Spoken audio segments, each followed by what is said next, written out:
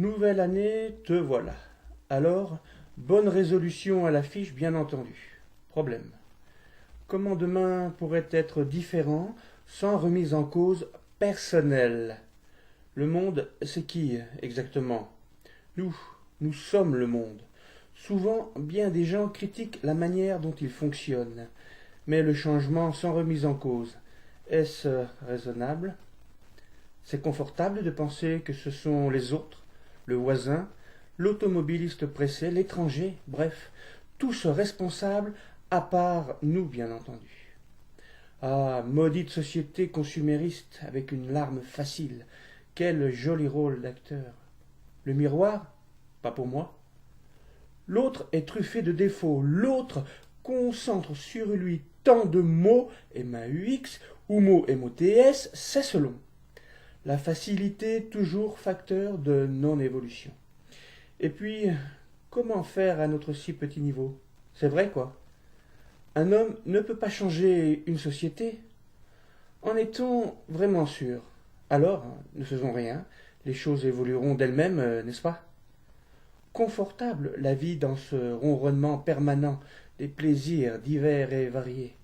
Une sorte de nouvel opium du peuple, endormir son sens critique.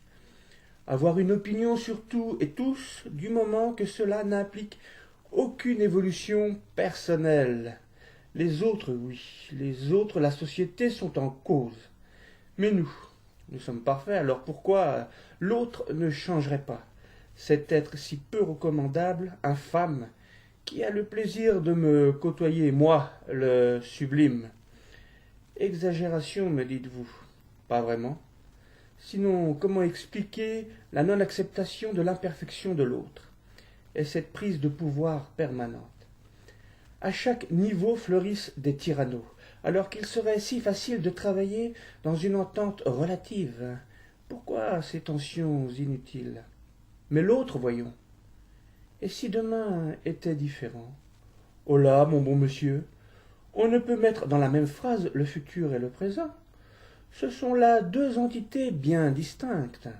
Certitude, certitude encore et toujours, notre ennemi intime.